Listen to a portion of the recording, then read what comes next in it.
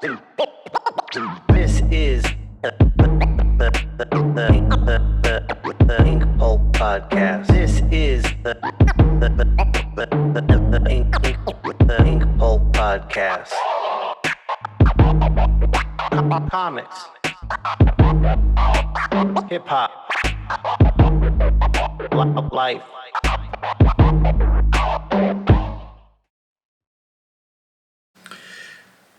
Welcome to the Inkpulp Podcast. Your host, Sean Crystal. Part 4 of the Sean Murphy interview. If it seems a little choppy, I'm really hoping it doesn't. This is me and Alan trying to figure out this new format for the interview episodes we'll be doing. So if it's a little choppy or you're a little confused or maybe you're a little lost, maybe you didn't listen to the previous episodes, go do that because it is kind of like, it was one conversation that we're chopping up. This will also inform us how to do better as we move forward. But, let's get into part 4. Sean has another question for me. He has so many questions. And mind you, let me tell you, this was his idea. All right, we were shooting Inkpulp Instruction. I had in my mind, like, maybe we'll get to some podcast stuff. But it was kind of like, we're doing a lot. I don't want to ask too much of Sean. But Sean wanted to do this. So I'm glad he did because now we have a kind of like the first lap, the first run of the new interview episodes of the Inkpulp Podcast. Enjoy. Peace.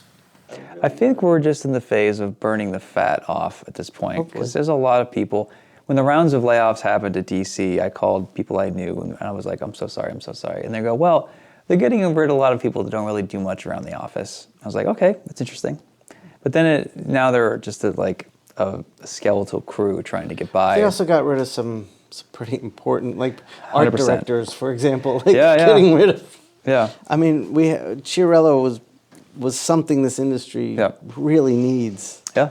When Mark Doyle got laid off. Yep, Mark too. He's personally responsible for bringing in Scott Snyder and me. And I to thought DC. that he was untouchable. I imagine he made a high salary because he deserves it, but it sucks that when you get well paid for doing a good job, it puts you in the crosshairs of capitalism. Right. Well, that's the time we're living in. Yeah. All right, so we resolved that. Okay. I'm asking. I think we did. I think your nature, this is why I love you, you're always going to fight the fight for the artist, for the creative type, for the underdog. I'm slightly more wired for capitalism, and I love to come crashing down on people that suck at planning ahead or bad at business. Right, like which I have been bad at for a long time. And I'm going to come across like a Republican, even though I'm not. I can't help because I was raised that way, and it's easy. Like I enjoy being harsh on artists because I know they're not pulling their weight and doing everything they can to defend themselves. Right. They're a bunch of that's true. passive motherfuckers who are really easy to steamroll. And that is happening. Yeah, like I want them to want more for themselves, but I can't help people that aren't looking out for their own interests. You're right. That's why it's easy for writers to say, well, these are my artists. Yeah. And writers will trade artists as if you own these artists. Right. And like that to me is extremely offensive. And I know you agree. Yeah. But I understand why that happens because these artists aren't pushing back. Yeah. That's true. And I mean, I played that game too. I was like, I need to hitch myself to a writer to be worth anything for my career. And while that may have been true, if I had hitched myself to a good writer and got a project that launched my career up higher, that probably would have helped me. And I resented that I had to do that. Yeah. That I believe, and maybe I didn't have to do that. I believed that was the best thing to do. But that I didn't like that either. And then so, you work with a writer on a nice project, and then they have an interview and they don't mention you. It's like like nothing seems to make any sense. That is offensive, and that's not good. And most writers, the good writers, do go out of their way to appreciate the artist every chance they get. It seems someone like Scott is always like making sure the artist is pulled into the equation. He does. I've seen Donny Cates stop reporters and be like, I got to thank the artist, like to his credit. Like I think a lot of smart writers do that. Yeah. Because I know if they don't, artists will start to get really angry behind the scenes, and it eventually will lead to a confrontation of some kind. They should. Yeah. All right. So did we answer it? Is there something else you wanted to say? I think so. Okay. I think so, yeah. All right. Oh, well, this is like, we'll have a few more of these throughout our career. Of course. Yeah. Of course. We always do. We always have. Right. All right. I want to push back for a second on something you said, though. All right, hold on. Let me get some more whiskey. All right. So let me just set up. Alan has a question for Sean. He wants to push back on something. So Alan, go ahead. Okay. So Alan's question, Sean, is people come to his table and could communicate what they liked about the story and the writing, Right. but can't communicate what they liked about the art. But when I was a kid, in the very early 80s, all we ever talked about was the art. We never talked about the Okay, writing. all right. I'm gonna because that was on my tongue, but I answered. But Sean had said we are artists. We look at it differently.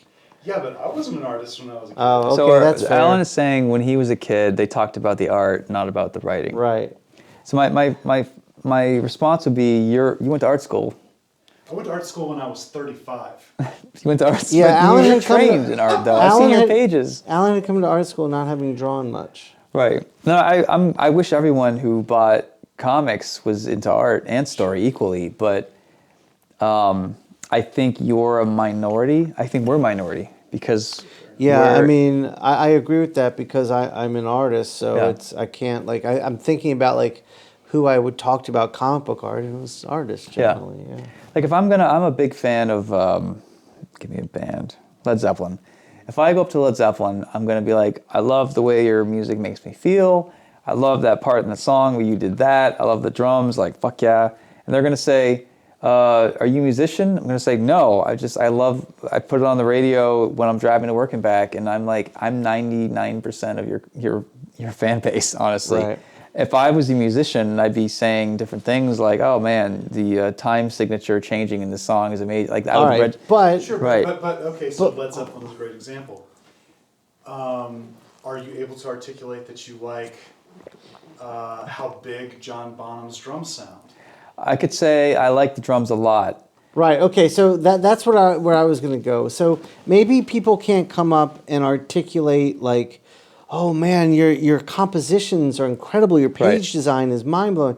But they can say that shit looks great and it makes me feel awesome. Right. So on a visceral level, they can connect to the art. Yes, and they do, but they're able to describe connections with character in finer detail more than they can describe why they like the art. right. They can say I think very it's fair. I think at a it's fair to surface say level, I like more. the art, it's scratchy, it's this, it's that, but then they can go into deep connections. Like I love Harley, I have a daughter, I like that Harley is getting over some trauma, I've had trauma. Like they go real deep Right, with that's writing true, real that's fast. true. And people just And aren't comics- equipped to go deep with art because they're not trained, and that's okay. Yeah, that's okay. And And, I mean, comics having- is a very intimate one-on-one thing. Yeah, all right, fair. Like if I have a line of 100 people, I can tell who the artists are because they're far and few between, but I can tell, like they all appreciate art because they're buying comics, period. Like most buyers of comics are somewhat trained in art because they're here at all. But their knowledge is limited, and that's okay. But their knowledge of like, man, I really connect with Bruce Wayne and parents, and I lost my parents, like that's 3 levels deeper than they understand art. And that's okay. Like I never get annoyed, like, really, you like the way I wrote the Joker, but you don't appreciate the way I rendered his nose? Fuck you. No comics for you. That's fair. It's. I mean, you're expecting. I feel like I'm expecting too much out of people if I really want them to really understand the art. Because if they understood art the way I'd like them to, they would all be artists, and they're not. Right. Yeah, and that's why you have what's known as the artist. Yeah. Someone who maybe isn't like the most popular, but every artist will drop everything to look at what they're doing. I think so, for sure. And yeah. music's the same way. I mean, the stuff Alan listens to, I would never even stop to listen to. But musically, they're gonna blow away anything I listen to. You don't like the Dixie Chicks?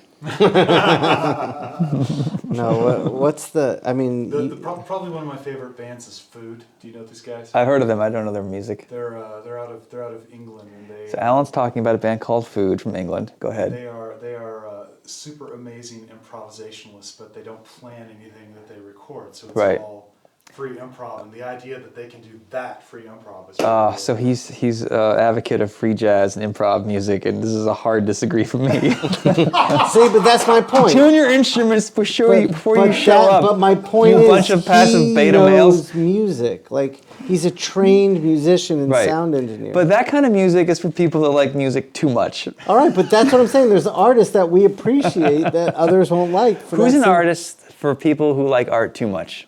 Like an artist Kevin that goes Nolan. too far. Okay, but he has some mainstream appeal. I don't know if he does or he doesn't, but I think to someone who's not an artist, Kevin Nolan looks like another comic book artist. Right.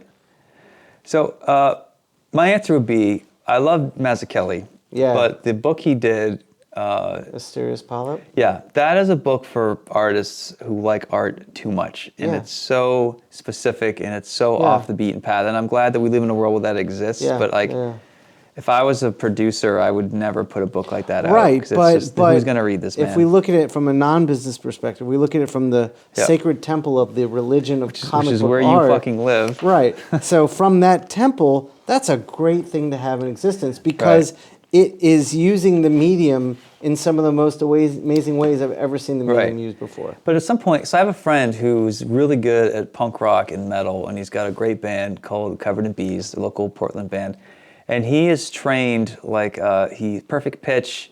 He understands why Bach is brilliant and Mozart and all that stuff. And he went through the right college courses, and he finally hit a point where he goes, I'm studying things that are so specific in music that only people who like music too much can even tell at this point. Right. Like it's so far beyond the pale of what most people can consume. It's almost worthless. His words, not mine. Okay, so if we So have he wanted to do punk rock. I wanted to do good music, solid, and the everyman can get like into. Helmet. They're trained jazz musicians. They Right. went to, I don't remember which school, but a As very long as they're not prestigious free music jazz, school. because fuck those assholes. No, Helmet's Right, Alan?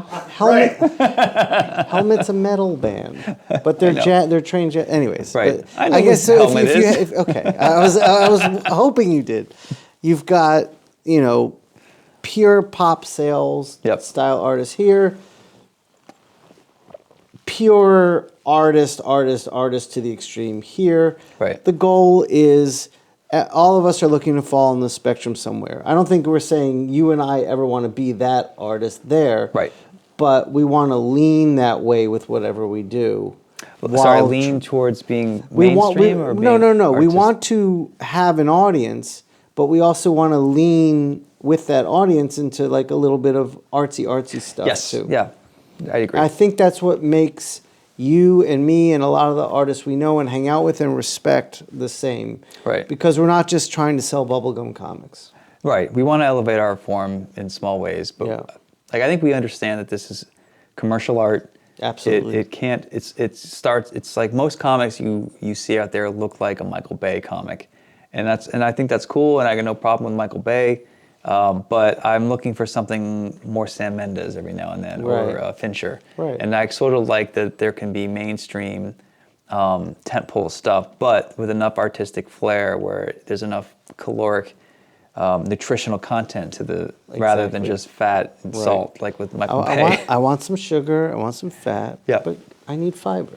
You need fiber, yeah. That's right. Especially as you get older. For sure. Before you cut it off, here's my question. All right, we got another question from the one Peanut from Gallery.